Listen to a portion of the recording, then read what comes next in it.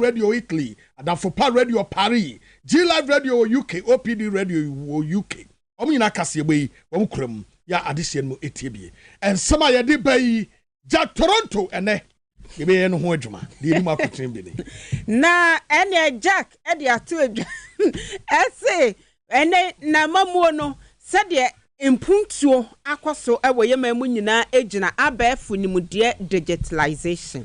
Jack Toronto and then the state of the national address now what the babe two dano asamba kwa wo ka ye ene say wa bra wo ba ye no wono no wo be kwe wo be hwese free and fair election ebetumi akoso nena okase Kumasi airport enru May kotoni mabosumi mu de na o ma wie bia no na wabisa se national cathedral mo ka se 6 March afin mu no ye be bie ntokuro na no ana na yesa emfa entubani bibiem asai Jack Toronto se nyame adaro ma wo ba ye dum so wa ma na twam ena ose eba ni sikasam ne ntoto ye wo ye maimu a eho asam nyina eda man pani abom enye obia na ye de sobo bo ne seman pani wase emfa ntumanim se pensioner holders no a no wade wo mo ka no wa twia ne nyina firi ko nenim wase sese ne Ghana de ebabambo a ye gina mu de obia ntumi mefa ye se nwa wo ba ya ye yirede Okasawie ye yamane bofo tonkra efim rahebedwoma ya odafo kwesi beche one mrahebdafo bi akasa wo ma kira adwene wo na enu na owura atofo se so ede ato nanim se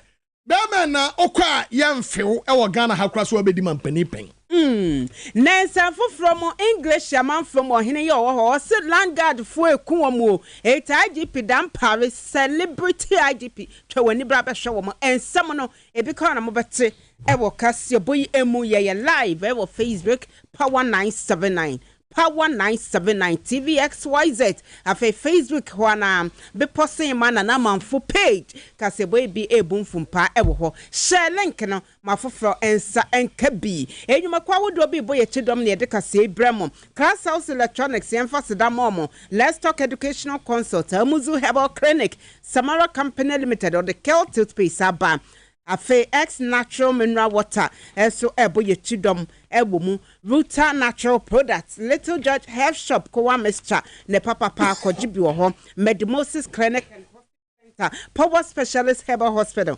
3P Garlic Mixture Natural Sepiwak Natural Hair na Diaba Solak Natural Clinic komu nyina eta ye chia boya simu belt pampe ne ye de Kasiebo ebremo enwume kase mokotse Becca for ya jetwa na yede esomo ejeme be ponso hima nana ya fori wa amonfo komai agudie papa bi ladies dumbbells senafi okumangra diwanf oheneba boama benie afei ensem no enkyeremu ade ade toaso ade amamui na ene edai eye eda etwato kra ya Jack Toronto wane Ghana fo edin komo ede to omonim se Oba Ghana ba betre ba enwa so no ne ye waye ni ye ka so be ye ni de otumi ye enie na emrase badwafie se de Ghana amamre no article no 67 no eka no se ebere se no edura e wo se oba na Ghana tebia ankasa no obeda na di ekere Ghana fo ese modi tumi ede maame se me nsom mo memra so ya meko na bibe koi se de misi gya wo man no e wo ho ansa na meko no eno ena wada na die ede kire Ghana fo na ene twedi ampon eyi pomakwan mu ma Jack Toronto bepie mu ewo emrase bedwafie na wo ba ye beduru ye no ne yaso usual anumdwade papa yi edwa bi papa ensama wode etu dwade bi ane say no kwasam say wono abato na ye ba beto no 2024 no se Ghana fo nyina ema na kwanya na Ghana fo nyina ma ne ho kwanya oh wo ba ye no ma ye fe the friend free and fair election no wo be ba mu ama se ko benkumo ekoni fawo e chase ba bia be ko bia no nani ebeje ho yenti asemo a oluma bugi wo de tudwa government on its part will do what is expected of it to make sure that the reputation of Ghana is not damaged and the free will of the people is manifested at the end of the electoral process. And I want to reassure the people of Ghana that I'll do everything in my power to help ensure the conduct of transparent, free, and fair elections on 7th December.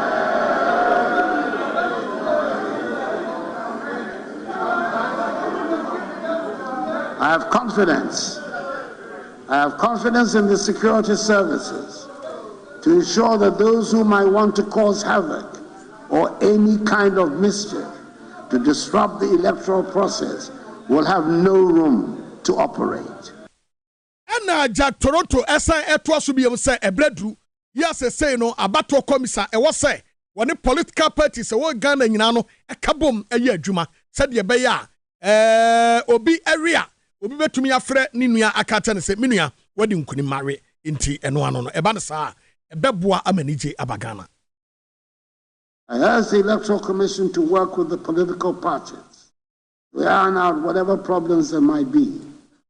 And I'm happy that the Electoral Commission, after engaging the parties, has shelved plans to change the 7th December date. Politics, after all, has been described as the art of the possible. And if that is what we are engaged in, it should not be beyond us to resolve the problems that come up and concentrate on working to build the happy and prosperous country we want. Why and summer and Jack Toronto, what did you do? Ewo emrase bejafi. Said on why your friend you may unya Jackie ka. That you go so ewo some emu my penny another danko kufu ado kopie mu ewo mrase bejamu made to be a state of the nation address. Said order to a John Walker say Ghana foi or chufo no se madanse ni wechi wo de mo amon hwemon fomani ento fom hwempun tu aba memu amamo papa me de emamo ni nyina no eye ne fare bai eye abafu nimudie ya de ye adwuma digitalization no say se wo hwehwe ni power de bai enso dia na che say eye na bedi akira wo ye adwuma wo mre Dr. Mahmoud Bomian te se akra de wono wo fe ne doctor of digitalization e say wono aboama abafu nimudie akosro power ye mamu to say enei eye politician asa mayoni bia to me, Mamma can't tell say, my ye a dear asumesi and I saw Bington, ya a one dance dear anyhow. It's I say, tracker, performance tracker. Ewo ye bet check amati me muni bia enwu dwumadie na aban no osiese wadie ene baby ewo eti we kwade nka ehia mpo say ye de o man te bia be beto adwansa na aban aka say maya de asumesi anase obenti nti o say na aban ne de kwa wo mo ekọ manim na emode mo a wo mo abonyina no ejina abafu nim de so. Mr. Speaker, if you want to check on roads, classroom blocks or chip compounds or Agenda 111 hospitals or bridges or science laboratories or water projects or sanitation projects or landing sites and harbors and other infrastructural projects or whatever this government use your tax money to execute, the key to your query is right there on your phone. Mr. Speaker, the performance tracker will be formally launched in March, and I'm offering it as the device which will help bring accountability into your hands. With the performance tracker, we can be sure that never again will pictures of an artist's impression be offered as projects that have been completed. I'm able to recommend the performance tracker in the sure knowledge that the Akufo-Addo government has done more in education in terms of student enrollment, teacher training and employment, provision of infrastructure than any government. We have similarly done more in health, agriculture, security, roads, railways, tourism, digitalization than any other government. Eighteen say ban digitalization there was na buy no omo de Ghana dru animu ye panti efisa be ko wo ma de omo pese omo ye ne say mayoni bia ntumi mfa Photoshop Emma meche sa de we me na maye asumesi anase obenti so a ye hu ba bia wo tracker ni nya ba ya wo ye Ghana ni a wo bo chase compound na tesa che dodo a ya ye ne ba bia ewo my penny Akufo-Addo. My government was determined that those would not be inflicted upon Ghanaians and Ghanaians under an MPP government. And I'm glad to be able to say, so far, so good.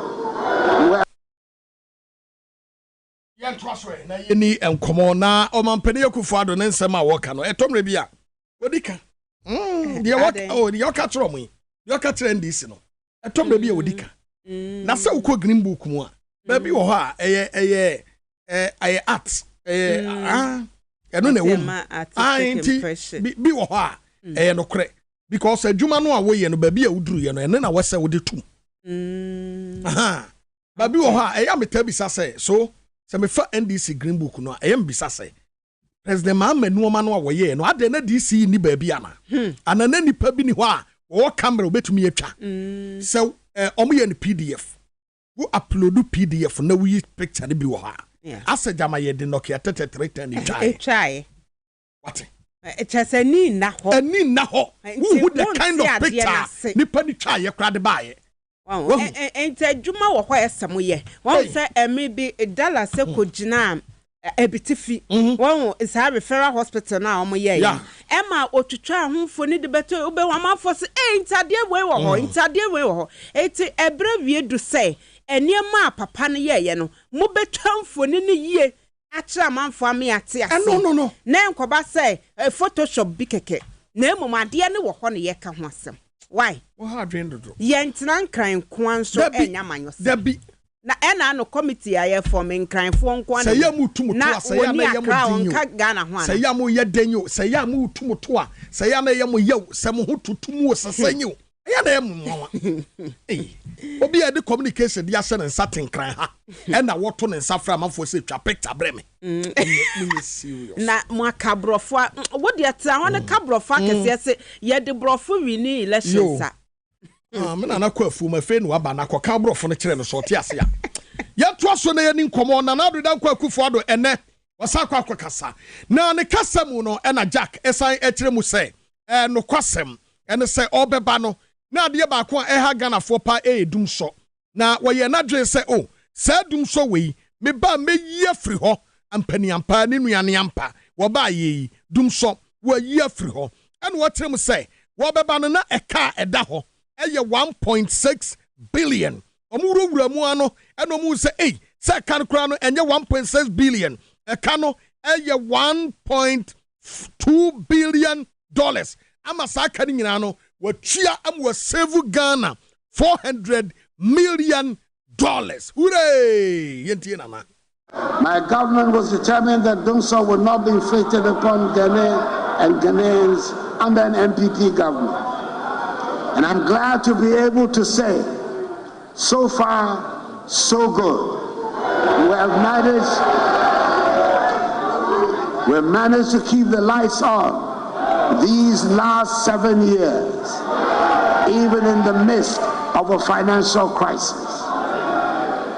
We've managed the NFT sector with discipline and expertise to avoid a repetition of the hardships inflicted on Ghanaians some years ago. Furthermore, through determined, skillful negotiation, we've been able to reduce considerably the energy sector debt that we inherited. Indeed, the government negotiating team carried out a successful reconciliation exercise with the IPPs and ECG, which established that the IPP arrears position was not the $1.6 billion that had been previously reported in the media, but was actually $1.2 billion. That is savings of some $400 million. Sama nana do dan kwaku fado wode etu dwa ene dai ewo mrase badwafie nana dum so no yese wo se wan ende no yese da so mafo se omkan ya no edum nti dum so no gudaso guso ya ekoso na mobaka ya sasem ya nana eka yese eka na ewo ho na ye 1.2 billion eno mbeka say 1.4 billion no enye no kre nana do first state of the nation address o kache Ghana for say energy sector eka edaho eye 2.2 billion dollars. I have it ene me ya mama hwe nsɛm ananado ka yɛ wɔ abra wɔ bɛ power itidua aka no wɔ sɛ twantro ɛwɔ ha wampatew nti ɛno no deɛ montombo ase Dr. Kwabena Donkor Pro East Mrase Badwani enso eyi nana adodanko Akufo-Addo ano ɛwɔ nasɛm na wɔka yɛ sɛ ɛka wɔbɛto yɛ no na ɛyɛ $1.2 billion enso NDC for ɛyɛ no $1.6 billion. Say idina hai yedika America sika a ebru 1 billion America sika a ebru payback and enti the kai edino ne tituwa ne se ye friend macro economy and asa ichishaya ye ne hwe sika sem ichishaya na akoto kura enti ene kuka uye America dollar ba ko and they see the dumiensa mahama ho na yesai they see the dumiensa na pesua aduana moto enti say no ye womo so no say e ba power omo a say the power ma ya ma na so omo mo de ma ye ye tua omo ka wo America dollar e de tua wo kama na NDC ebe tua ba na dollar na enu cedi it is a net dollar from one producing the dumiensa. The church Sikan Betia or Macam, I had it. A date I had it. A man who was sick, a man who are angry, Yaseno, and on Amma, and then you do the Kania. The Pierre Nicano, Casa of Shuni, and our Tribia and Kania. Why I am some Pro East Mrase Badwani. Honorable Dr. Kwabena Donkor wade etuja. Ebra my penny Akufo-Addo gu so eka dum so asem se o ma fesia na meka ne dum ye fren eti papa dum so no ewo ho ate na ye to ansem ne so an nkasa ye mu ene waka se Kumasi International Airport se womo se womo dane ani na womo aye ne chese ade foforo no nyame yadoma enu me kotoni mabosubi mu ewo afi mu na chese womo edi se aduma na wie se aka beye ohanchemu mienu bi 2% pe na womo awie ehu dwumadie enyina ebebo yie pama ensahwe akoni abadie etumi akoso ewo eye asantemantemu ede eba enkran ne miame ahodo bebre. Mr. Speaker, we're committed to concluding the external debt restructuring process as soon as possible so we move past the crisis. This will enable us to complete substantially projects that have been constrained due to financial challenges. In the meantime, some of the priority projects have been transferred onto the GOG budget with the same fiscal space to ensure their completion. This will enable the Kumasi International Airport, with some 98% complete, to be completed by May. Other projects like the Komfo-Anokye Teaching Hospital, CATH, Maternity Block in Kumasi, the Takoradi Interchange, the Beche-Bilamti Interchange in Accra, the University of Environment Sustainable Development Project at Bunso in the Eastern Region, Phase 2 of the construction of roads in Tamale, and the construction of the 84-kilometer railway line between Tema and Nakosumbo would also be completed. Eti wei eye my penny nana dodanko Akufo-Addo a aka ne mre kakra bi na okọ okase nyina nana do cough mister.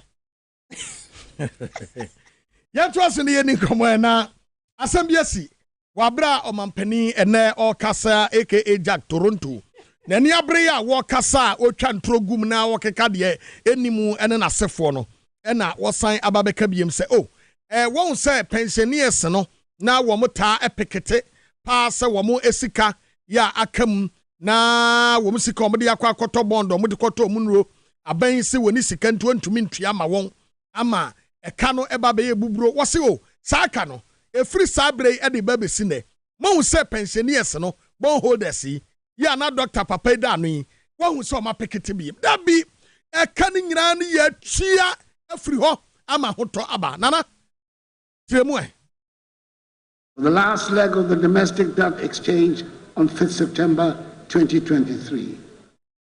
A week ago last Tuesday, on 20th February 2024, the second coupon of 5.8 billion cedis was paid to domestic bondholders.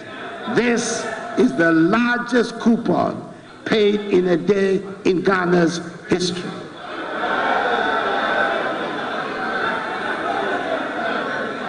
On the external debt side, we achieved a significant milestone by reaching an agreement with our public creditors. And I'll use this occasion to express our appreciation to the Republic of France and the People's Republic of China, co-chairs of the Official Creditors Committee, for their positive roles in this achievement. We've also intensified our engagement with our external bondholders on the principles of transparency, fair treatment, consistency with the IMF debt sustainability analysis, and good faith. Omanpanina na do dan kwaku fuado ene ne nsam odi tu dwa no bi no.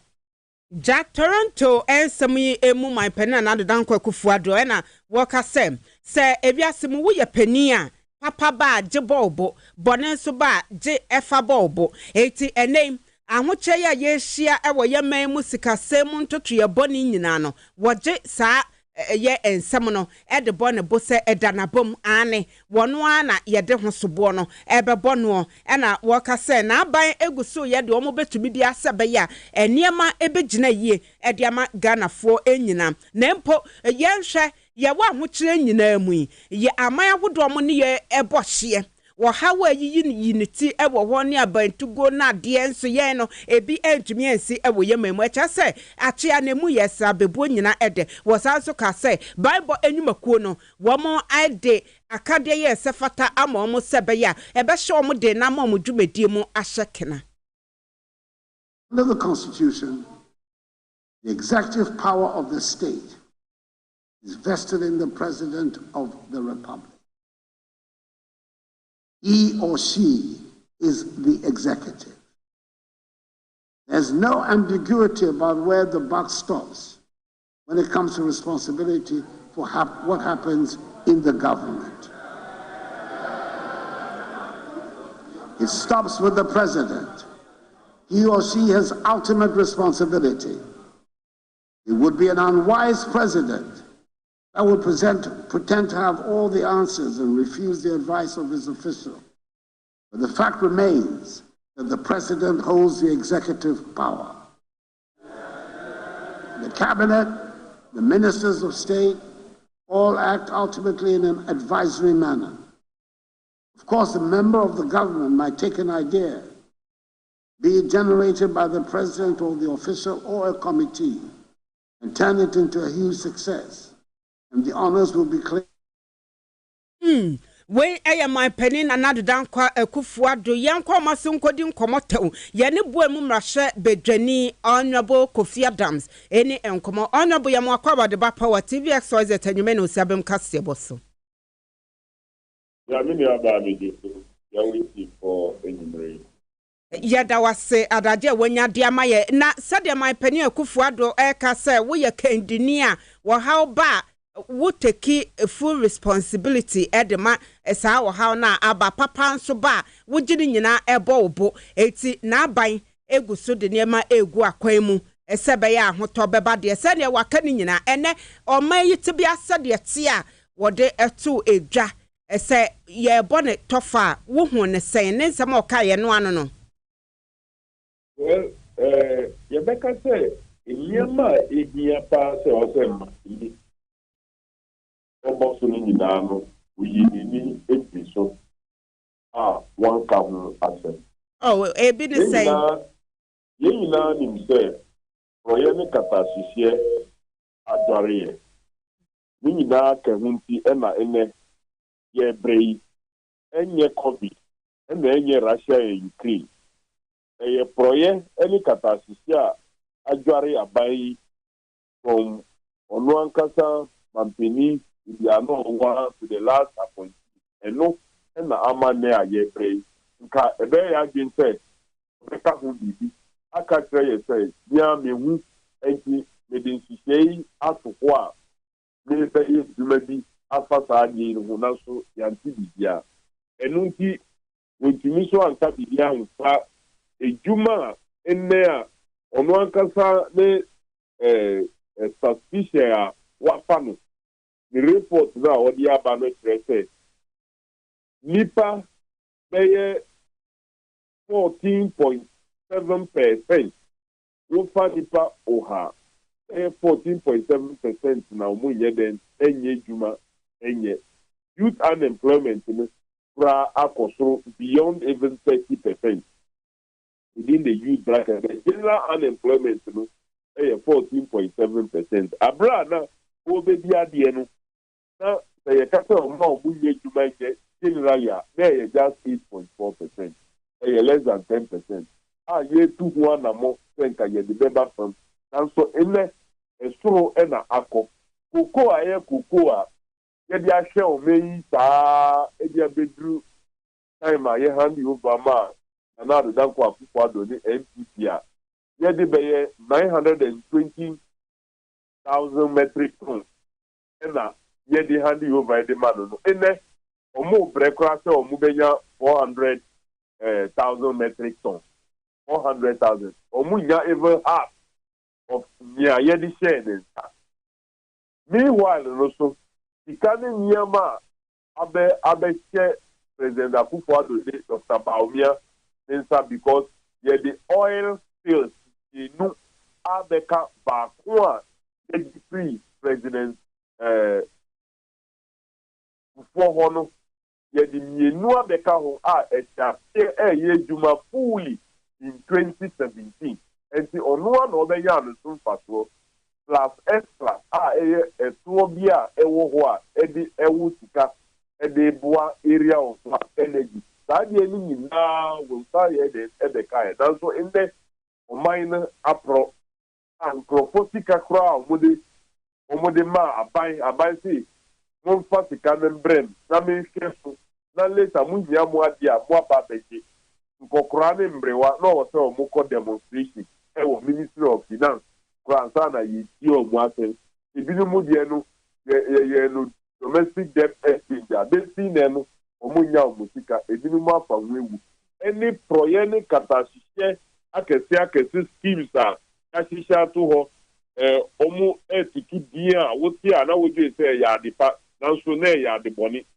ejapa obia ni say ye ka say ejapa e mi say obia pe eja o ye papa nanso ye je ide onye papa nanso o di ejapa di ato ade a o ye a na ye boni ya famu afa ye sika e di akwakoye basa the enye matina midu any minority NDC a ye raise na senya na omuyi omuhufi mu no you can say answer on be your Facebook na ye dika spend over $12 million. You know what I say aside $12 million now more we see ejapa ade yes side dey come more than 2 million na either wa yenyan kutiaye so in there obaya now can about 3 railway lines are John Dramani Mahama na okobo wubusia oye wu design here wu ya mo na mo be so mo ye ya o said that ye Ghana Investment and Infrastructure Fund to offer ye the be project no $2 million and the command phantom company any company no onye bibia asase to rail cloud to the obedada by say meye ewiemu train amamu sky train amamu the $2 million and the command kwa so abai here just creating looting and sharing and no and na amale ye bread that's what mo sorry am say covid dey Ghana nkwa na COVID ebe high. Adentina ye ni omo a COVID high nyina no omo di omo better. So clearly His Excellency Nana Danko Akufo-Addo any Dr. Baumia ene omo ba en omo ba betre omo exams a HSA omo apili. O ka bi ba bi sorry I say omo ye mate senko ye mate adentina ene mampeni ba parliament a oni ni no so omo ba. Na say driver there honorable driver on am asan no mate nenam. So thank you. So onye just mere mate or your spare driver. And you see that compound now about the Canada or tonight. Kobeka say o member say make the because say me and you by force. That's why we expect driver compose themselves say woman or say now obetina hobby. And it is the two of them. Ministers will be out transfer. And so no any the vice president and no meka speaker with the chief justice at the other end because onuna yet the key over onuna also he said I invite you also say umbra. And these two came together to give us the state of the nation address. And see, Dr. Mahmoud Bawumia is as responsible as Dankwa Akufo-Addo, if not more. Onu ena yeta umaye say onu no ye economic whiskey. Onu no kasa ye. As for President Akufo-Addo, it don't be a me think I am fighting because no very clear say about the economy onu dey yes ye. Enu nti na wa kofa Dr. Mahmoud Bawumia ba. And if in the Ghana economy a pascal, yentimi be say obi question. You don't decide Dr. Mahmoud Bawumia. Luckily, you just mere minister or your vice president. On no also na the economy as chairman of the economic management. And you say well failure or no any the boss around Akufo-Addo. I can just few months say the best show which is baby. Now John Dramani Mahama about the part of mine, the experienced man. But the Shishia Abba because that is the major headache confronting or main state here. Unemployment. Ghana for to me Juma a year. So yes kakakra. Nyamakra to say what we are then I said Enunti and John Dramani Mahama administration or more than 24-hour economy Ediba in Jumanu the more baby Ananka Yera that's why the additional to the Bible account. If you are here too, the third one the Bible account. If you are maybe any possible cross, maybe you pay train, you pay and the additional jobs the Ghana for many Jumai. Okay. Yeah, that's a pan. Dr. Bawumia, they say offering the doctor of digitalization. A ban economy dia won ka ho. Yeah, that's a pan. Yeah, digitalization no kra no de say Dr. Bawumia you be obia ya de ato ho no no akwa de bono ho samrani na so na wa sai no odi kan ba ya economy na John Dramani Mahama itu anamo a ejina ho yi wa meka say onu na $1 e de safana ma aji aneti na ne ojani free ho less than 100 days which to reach $1 and they are more than 7 years and they was be that $1 no kra be ko akotu. What to me is systems are $1 no cost. In the dollar na pass. Digitalization ya John Dramani Mahama na usi one more. Usi see data center any all there. No, in the wood janya kwa fire. No, we say you are now. Wasa janya kwa find agree kana be later. Yeah, ma Dr. Mahmoud Bawumia sa opportunity. Running away from the Ayeni effect. And what the response. Yo. Honorable Yada Senyumre, a bra wajeni atochenkomo. Eti for way a boy mumra shebedeni, Honorable Kofi Adams, Sanamotes one ye edi and come off ne, or may it be a sodiatia, my penny Akufo-Addo de Cotia, a woman shebedum. That was an evening common woman penny sign at the two jabium, etremu etre Ghana for say bambody say or mine Ghana, it's in a year pa. Yes, or man be I and say one year a babe face one. Ye gyina yie na eno kra no watumi abɔ Ghana ho ban ma amama ahodo atwa ho asia nyina no a ye no mo ena dampo ano nyina no wo hwa amimfo eto hye omo so nanso Ghana ha obia ne ho a watumi kra ba gyina ye po so sɛ wone yen eba bɛko eno no kyerɛ sɛ nkunimdie bambɔ mu de Ghana ye gyina yie ya ɛwɔ se ye bɔ yensɛm ɛde ma no eno atire no wo de ye ni kantie wo yansa nana bambɔ papa yo de ama Ghana. West Africa is under threat of terrorism and violent extremism, rapidly spreading southwards from the Sahel to coastal West Africa. We can no longer take the territorial integrity of our countries for granted. Indeed, many of our neighbors have already fallen victim and lost large portions of their territory to extremist groups. Ghana, by the grace of the Almighty, is the only coastal state along the Gulf of Guinea that has so far not recorded a terrorist attack. Speaker, the peace and security we have in our country has not happened by chance. It has taken deliberate policy and planning on the part of government and a lot of hard work and dedication on the part of our security services. Why, and some of my penny at the 2 January, and what the 2 just said Bokofo, Ama se Sika, and what's the idea Puntunuma, our Bokono. Yes, spend it, Wabra Yam Fanya, as I say, I was sending password to one, your bomb hobine.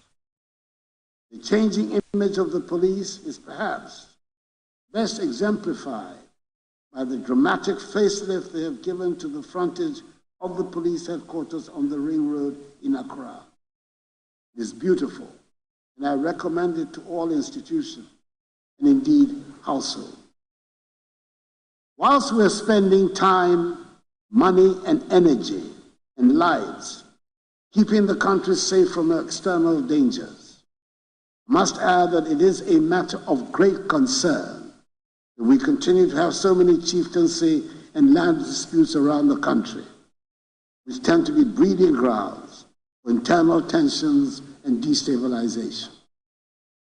Mr. Speaker, I must make special mention of the troubles in Boko.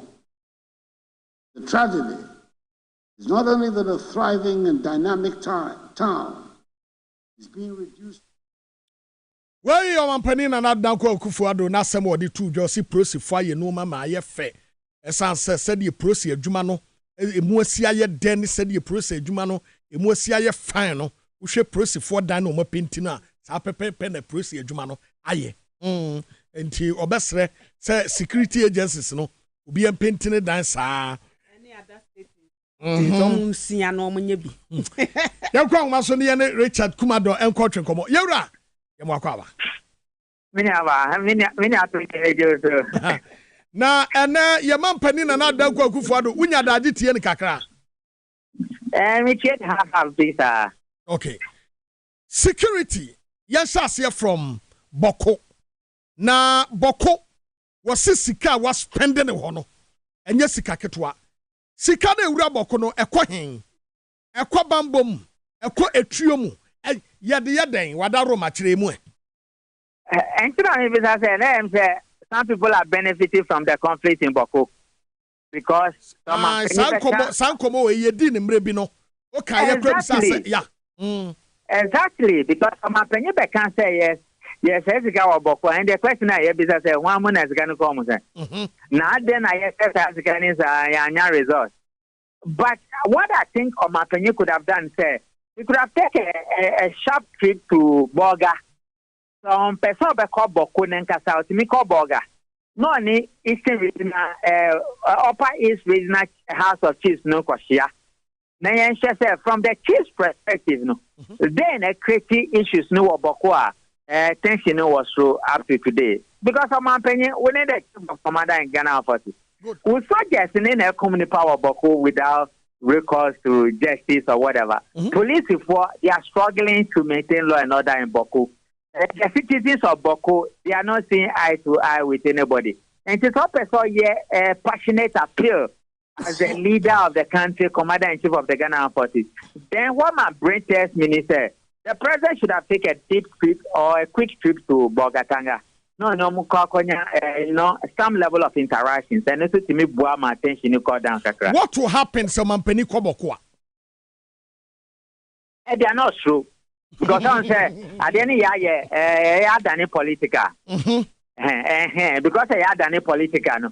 The political party has been figured several times. Yeah.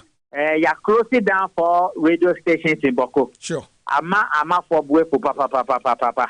And other side now, almost see on him in recent times. Now you helicopter call you're pretending as if we don't know many of those things, you know. Koyami say ni BB are very top level politician now ni side face the other side. And in party in Bokunu, I'm up of way for Kakra.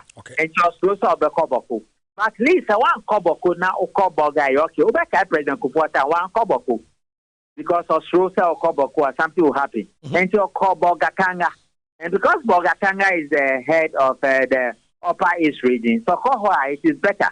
Obaka is a president. I go for Donana or my credence to let an free judgment and free Supreme Court by regarding the Boko issue. No? Sure. And Upper East Regional House of Peace, normal J2. That has been the genesis of soldiers and the police form war Boko up to today. And so now he and the chiefs have some interaction about what is happening in Boko and why the conflict is not coming to an end. He said to me, brave. But how Sona State of the Nation address, yeah, why appeal, but this appeal will be well received so called for Gatanga. Okay. Young chef from territorial borders. Yeah, was say Oshe Amanya Che Wesi no. I say Ubia terrorism akoso and so Ghana dear Yehu so woman na koso kama. And yen bi omampani asema walking wa frefre terrorists so momrana. No, what I think he should have said, sir, in the face of West Africa zones now, it should be Briabano. Sure. Umanya challenges kakra. One of the challenges here, Senegal. And or you see platform account Senegal for ni say omudi oma penyon owo Senegal ni kasaye and also be election. Now democracy na ye de ye duna Ghana aboa to some extent. And so Paul Muto say omofa democracy ye duma wo was Senegal. Considering the past in the say only the past ECOWAS chair and omunya issues be the current one now the man no Niger. Any Senegal is the issue he has got on him over here. He should have used that one, but to say, salaries are baha for the tiny Sanyamano. Your system needs a bit more fragile. And we shouldn't do anything that would trigger any security red flag. The issues now, as to what countries now cool, you see, the cry wetter than those countries. And you better pay na. Almost the wester than those countries. No, we share economic situations na your west. We share democratic leadership tendencies na your west. Sure. We share outlook in terms of democracy and politics here in your west. We share economic hardship here your west. Almost everything. When you look at Cote d'Ivoire, Burkina Faso, Mali. You see, what people don't know is Alasa Ouattara was his constitution. I can't say in terms of geopolitics and politics, but before Alasa Ouattara, if you study Alasa Ouattara as a person, not a finance person, he used to work with a West Bank. He was trained in France, and to share the finances now, or the Bonema, he is very solid, and he's far ahead of almost everybody within the West Africa zone. Okay. And for us to look in terms of economics and finance, why are there except governance and the democracy now, also constitutional is going for 10 because on Laurent Gbagbo because of some of these things, and he broke the law. And that is the other side of Alasa Ouattara. But we share most of the things also for coup d'etat in Guinea, Niger, Burkina Faso, Mali, in every side of the west. Wow. Yura, no but one of the things the fire electoral commission. Then one man for no, say electoral commission.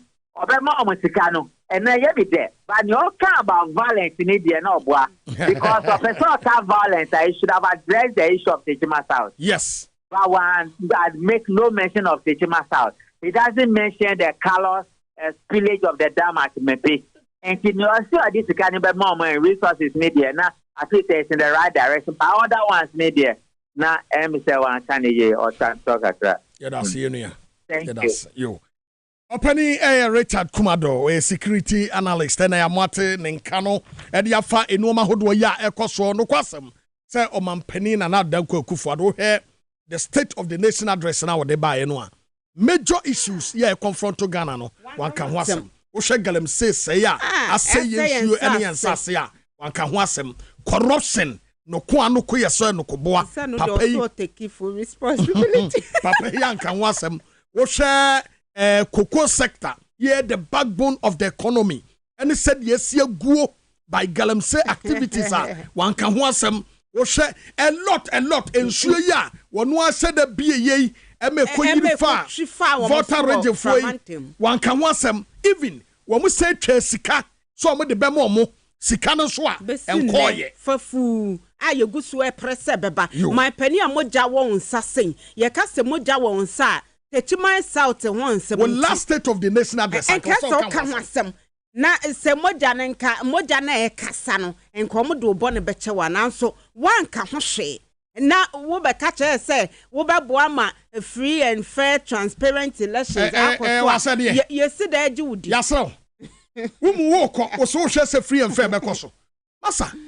wo vote ye ba ko koto aba wie na kofie wa ban wa mamu akwawie ye wa wie ye mu na wona ma wo de ko no ye ne ye kwa akoto ya ba you are no free wumu ka ni mu wa drive ka no de akwa akose di tawie wo so wo to ani ahwe wachi say me be boa ma wo ma ye free and fair election na wo be di president wo ma free and fair election ko so akwawie na what free and fair election ase Papa Kada. Preaching virtue, practicing violence.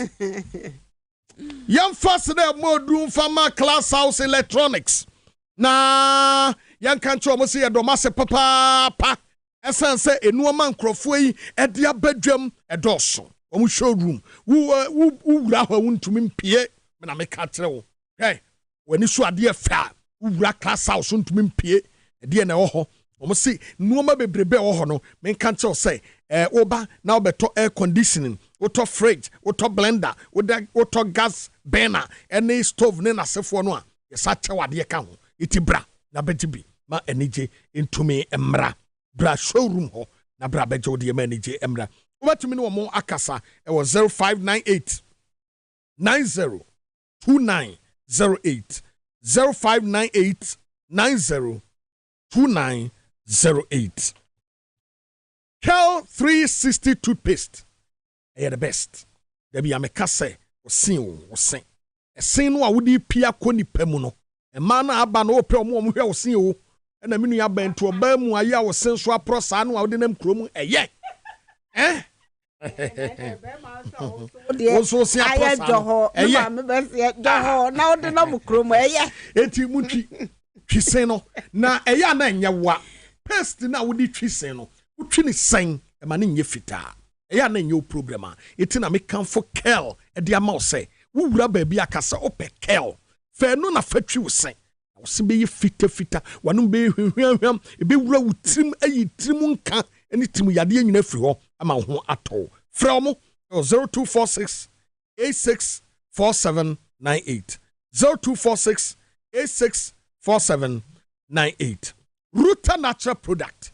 What the Ruta mixture e de aba. Ruta mixture etu malaria fever sema honto eba. Malaria de away Ruta mixture. Yo Ruta Titanic etu typhoid fever se ema ahonto ba mesrew. Wunya nom Titanic ni bia nom bi. Waku malaria na nkwa nom Ruta Titanic no na ebeboa wo. Na afi yo Ruta Life. Ruta Life esamfru ni paduan mu huru mu kama ama ahonto eba. Free 0244 503443 0244 503443. Medimosis Clinic and Prostate Center. You say the Medimosis Clinic and Heba Center with the Abibidro Papa and a de ye amon wajuma the man broso. Misraw Bombarding Buram or Medimosis Ube say 31 years why ye jumani no. Wadi ebibidro krojen ena wadi ayawo adwuma amene duru ba bia waduru no na wadi garlic aduru nwaso bi aba ye friend Ceylon cinnamon wada roma pebie na yusu obe fili papa eduro no ewura di padua no mu a emamogya du afurisa no yie wonsa no na tititi no atwefiri ho ehuru ni padua no mu ebustu immune system esiesie ni padua no eduro ba ko no wanwo adwuma ye ewo ni padua no mu no owura ni padua no mu a wagye ni padua na aboso pebi nanom ma ho ento Medimosis aduro no eye Ghana ha ba bia tonro bia no bowura ho na ka se Ceylon cinnamon no enu bi na opefre 0244 068 447 0244 068 447 Power Specialist Heba Hospital. Mami Beatrice, a Koshiadua ya one offer way. Assuming country must say, hepatitis noa, wakwa nen kono, wadaruma, jai, vieno, na kase ai we diabro for yare, why the kaye, a bibidu to me no set tatare, na ma meno, and no walk wadru. It was one word, sir, hepatitis A, B, C, D, and E. Who to himself to Kwana, hepatitis, on Wapania, Runimang Ren Krum. You better test on you who said B in the redeem. It was adaroma, fatty liver, sciatica, prostate, ulcer, compo, fibroid, Ninina, fabra, na untuasi maun. Wawa, Nkranha, Pokwase, Kwabenya ACP, Kwanoso, Hona Ubehuno, Takradi, Anaji Estate, or Anaji Primary School in Chenhua, and Kumasen Sofiyase, when it just broke filling station, and the Dean Shenmu. The number is 0244 544 422. 0244 544 422. Ye tria ho abawo ne yaba sembi asi etire ye beto aso.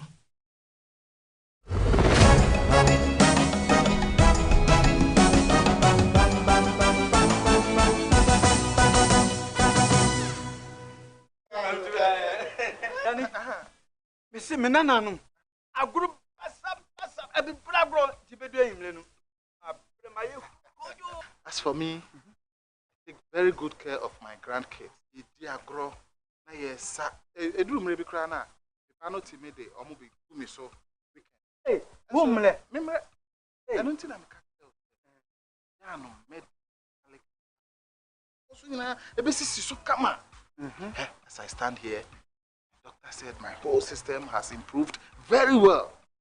Medi garlic capsules. Yes, Medi garlic capsules. Oh, Medimosis garlic capsules. Wa mamoja di nipadua mu afru sane yi na esiesie oba ne barima mahona wodin. Ubenya edroyi bi ato omanyimu pharmacy store frɛ wo 050 349 4885. Edroyi enya mamofra enye ndi fie dumienu. Apemfo ene emma emanofo. Medimosis wonni how FDA agidwe di nkra to yi ato. Anti-cavity, gum protection, brighter teeth, and fresh breath. I'm afraid Missy Wayne. The Pacho Bantama. Matias.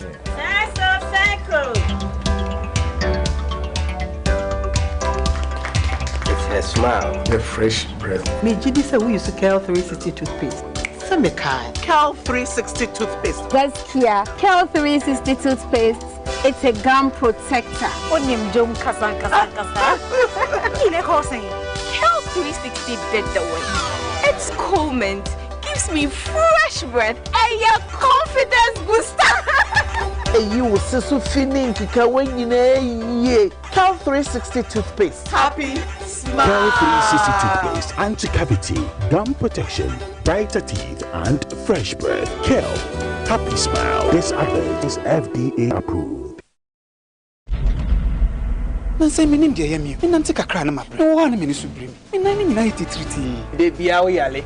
Me so wan do me so. Enye dro bia na edro. Eja, etro ba ya. Bedema garlic mixture. Eno na bejo. Kwem na tie. Bedema garlic mixture. We dey train, we dey tire. Ni memma someone so in you. We here bedema Big Mac capsule. Won ho alaje no. But them are big man capsule. A man Birchuma. Now, why can't I say one that I won't pay ya, eh? Ah, madam, a day. Me yim etsim. Na koko so hammy. A brag bedema coke capsules. Bedema. Kono baby to. The patron peg bedema coke capsules back. Aha, bedema garlic mixture. Any coke capsules, na men fanka. Omo big man capsule. Bedema garlic mixture. And mama dear, woman. Bedema coke capsules. Big man capsules no embom. Bedema. We dey train, we dey tire. Amangwa say from mama just to me TZ. I'm come for friend to Zafi. Na ja wadwan ti ana mani su chini me na ma ye bete na bi kire me medema me sa na me koto no me no ye no so eye pa e ma mi ntiri mu nyina sensane me sole kura me ntese me ye adwuma no me sole a adwuma ho adwuma de wa wo ye adwuma adwuma bia me hya wo se wo beto medema kare kiri na wanom na wo ho ato supreme herba ano a e wo Brekum Bro region me nante kakra na mabre me ko ma ko eba padi but me no ngweda ma na hu se eyaduru pa eyaduru kama a me introduce mo obia se obia betima anom bi na me de bi ko ma me wife no so na menstrual pains na onom ye no afiri hokora ekọ endi efiri ekọ no so obia eba na se wo so nante na wabre na akoma bone padi menstrual pains ya edura me introduce ma na gbedema garlic bitters eyaduru papa ese obia enom bi enti me kanfo ama obia se obia enom gbedema bitters na eyaduru ebesa ya de nyina na abegbaze ama obia wotemenka ba bia wo bia na se unum bia eyaduru eyadu papa Masaka easy or your power for Masaka promotion. There isn't a big or you're big. Separate enter power for Masaka promotion. More day I never dial *274#. *274#. Area net choose power effort. Now select a number of drawer and put this on wishim. Draw Krubia 5 Ghana cedis pet. The more as a rush draw them and stand the chance able to marry in a big. Hey, you're big. Every week you saw your 50,000 Ghana cedis in a chair. Hey, 50,000 Ghana cedis. Knock off you. Good deal last *274#. Masaka. Power for Masaka promotion. It's licensed and regulated by NLA on Caritas Lottery Platform. Kaida drawing Shashada home. Yefemna na kwa me taxi driver na enkane na misisi eso misisi ama kame na to na twetwe binya 3p garlic mixer no aboa me pa adunu asa miracle bi wo adunu je se mafunu kra se je sia twimi anka se me humi esisi se me humi ana esisi o beka se dia bibi hye me so bi no ni na ye normal ni bibi na ti no ti pa me sa 3 days ni adunu anka se de nyankopon di ayi bia ho di se ma yi di anya sam ketwa ana se we de me fro aka so na me fa nche me nkwa na me de abe fa 3 years ni ana asa me gina wa me mo se shinya se me kwa we de ameko bia mo so much me dru abe 3 years ni o tema se am ya maji se ene meja na saya le nenku me preko ene 4 days ana me koto 3 garlic mixture ni tema me kasa yanku no yam se ende ya me no kase me wa to me a me din wa me ntiase 3p garlic mixture ubenya bi wo mamu pharmaceutical shops and herbal shops Fred P Wak e 02489288824 and 020100002.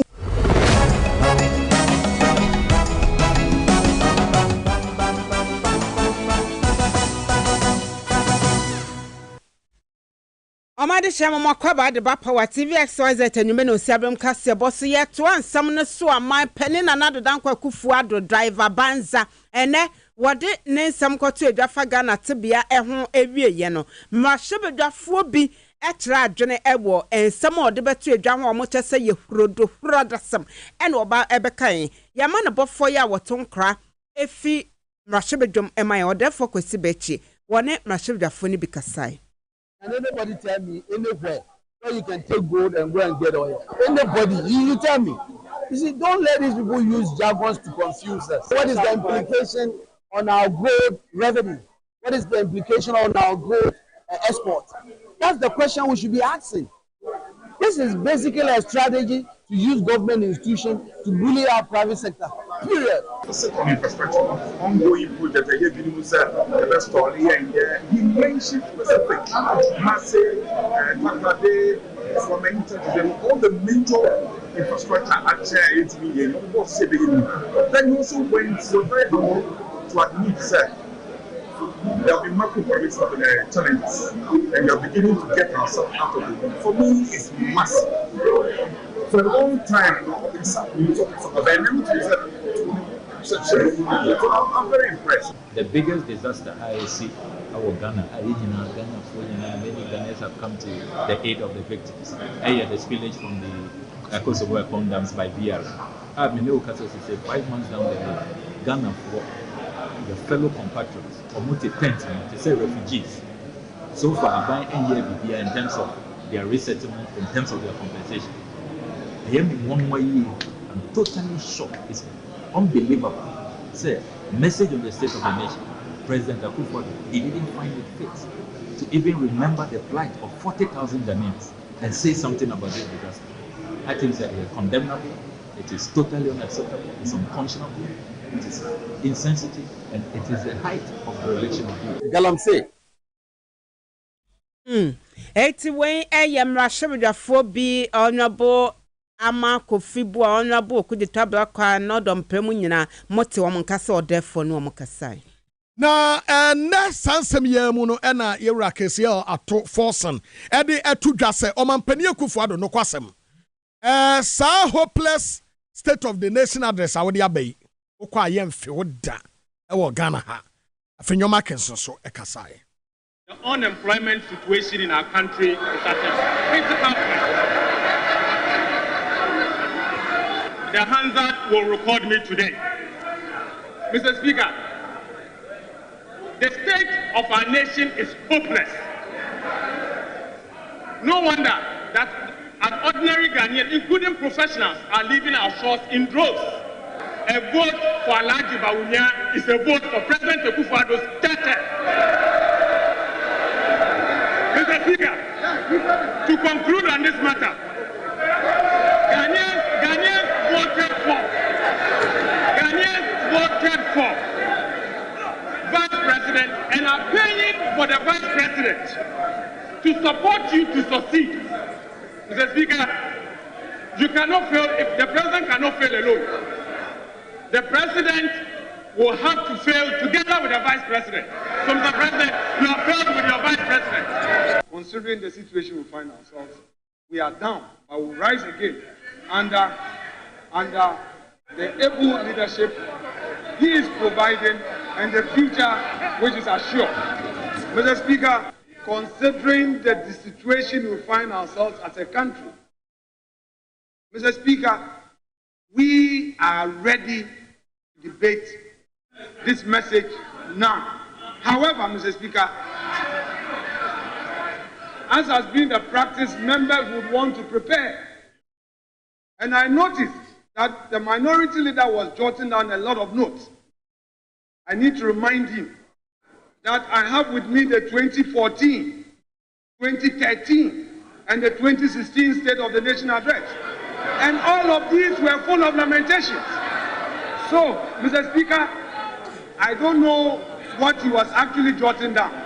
But if it was a debate he was preparing for, Mr. Speaker, I want to assure him that we will face him with this optimism and remind him of the lamentations of 2013, 2014, 2015, and 2016.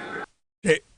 No, enti we so ensemo a afenyo markings or the etu me am ni pa baton tonebo san say wo ka say ato forcing my peneka so hu se wo twetwe nsem bi eto ona wo fan to baby a wo purchasing na wo de na wo beka no mu na nsuo wo mu ana mo hu sa ne ma je egu ana afenyo mesro wate say ono no mesro enye me enko ho say no wonya post kakra nti wo yama na na hu say oh mache bedo yam fa gidigidi nko ho sa o mana na hu say dibre no ode ama afenyo no oye ho adwuma pa esa say okunu ho amanana nana yeku ye homa no ko bi so say chemi nsabu o de jai mesa ana to the suom woni honorable say chemi nsabu su ka say so me ko flag bearer fie o se memra me o se me ebi ase won ba bi e de na to ya bone bongalata to be say ene wo hwe o say chemi nsabu bonsu the dibra ye de ama no a woni me krom se hwe so GPRTU chairman na GPRTU chairman kra no ho mfa so chen oh na sa GPRTU for mo ye je obi a wo ye majority leader ye you aba be ye Bawumia campaign manifesto said the chairman no so by June next wait GPRTU chairman crowd fancy channel. We Pauli or fancy channel. Yeah, Eguvado. And the next wate. Afano, we are young man, gentleman. Our future when him, yes, so. Now, Mamma come for little George Health Shop. Emma, BBF for a pomodin. Woko wa, ko wam so ho. Kona konumubi. ebeboa ama adwen aboyi akoma aboyi no mpemu aya den Kowa mixture ever Little John Health Shop Tema Community 5 If you have been run about any Presbyterian Church and in Temna Ubenya B 0243140213 number of 0243140213 3P garlic mixture and one no pebina nom na hobeto papa eduro no eye je wonuma eboa esiesie ni peduano ema ugina so ehuru ni pedua no samfuru mu mani jeba stress eyi free ho esiesie ni pedua na nkasa your friend 3P garlic mixture piwak and what aba number ni 0248 928 824 0248 928 824 Nene menkafo Solak Natural Clinic ma what sha wo ma bra na ebeje awo ni bi chese ye de bibidro be ma awo na mema prostate won nsem enyina yade ya ye beka ewo Solak na namu nyare wanyina wonase atatai liver kidney ho nsem na wo ba yata ye wo enkran hakoko memle by Harvard Senior High School Kaso Old Market Second Bus Stop number 0553932631 0553932631 Dr. Solomon Papebi and na pam for bejoso eno ano no na Dr. Amuzu Eba Clinic wonu na ebebu ama hoto aba stomach ulcer wotu ase obi an yam ewo no ene obi a moja eni afrusa ne ye woni padua mu ni nyina no kwae kopebi enti Amuzu K etu yefunu yade ase Amuzu garlic bitters eno no ebu moja medi afrusa ne Amuzu P esiesie ni padua no ena Amuzu heba etu malaria fever ase Amuzu no ni ya to pete Ghana ha nyina frɛ 0263 51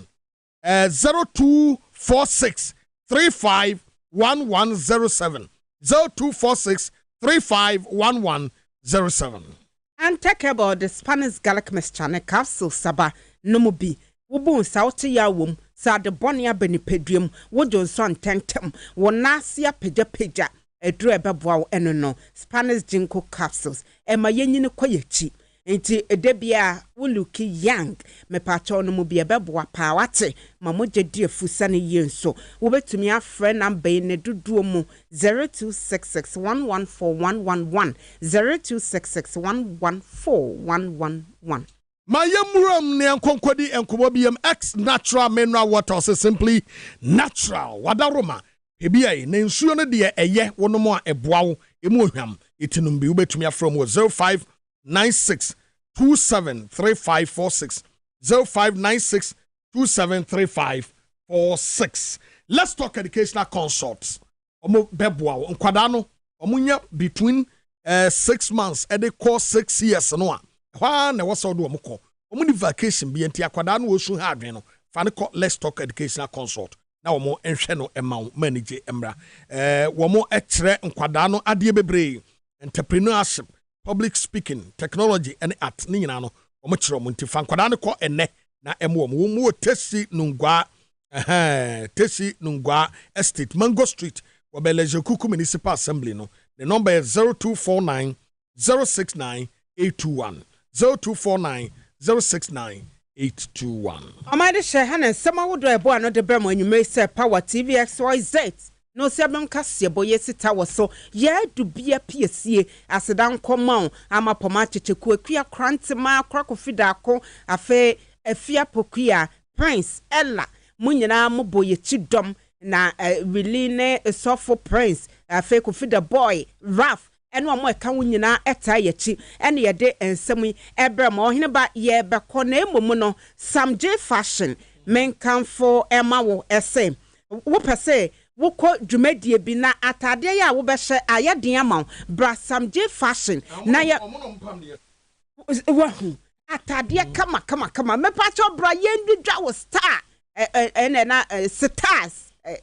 white wa ebese na etwesema ho nya fe bebia okobia no watumi enya atade papa ahye e de akọ number no ene that screen so obi bese screen 0502 963 251 0502 963-251 and 0551-639-747. Wamo manjo ewon kran ha kwasam J fashion ne enhye watade kama na enyume Kasiebo mokote bekafo aye giedwa ede somo eyeme be poso hima nana ya 41 amanfo komai agudie papa bi ladies dembo senafi okumangra the one oheneba boama benye na as usual ene metosika ena ene nso no eye gumbe ene de urumande ne ho abewo ntinde se de tibia no yebenya wiewie no nti eno ano no it is star 274 hash no Mr. ene Rafa na me chasen ene Tuesday it is star ene star 274 hash now we select number 1 power SYZ Mr. Twawo de yeto mo amohwe me yachichiri ne benche ebo 8 na dwumadi ne yede hyehye so ene emu ba ya shibasa it is star 274 hash star 274 hash chato ho na meba na sika ne cheno ano na ye kono enti ubetumi a select number 1 power SYZ na watwa baako 5 cedis mienu 10 miensa 15 and 920 it is star 274 hash select number 1 power SYZ ni enkomra ne mra metrase ni nkomo wate tie no ano ene no me che okay me ma o okay na me che 1000 Ghana I don't know but me che ranging between 1000 2000 so ene de ewo mu no nti udi a esika bebre ene de me ne mo besi akan no bitwa bi a chenti ene ne mo betwa pa eti ye nyina ye nhase ye ntwa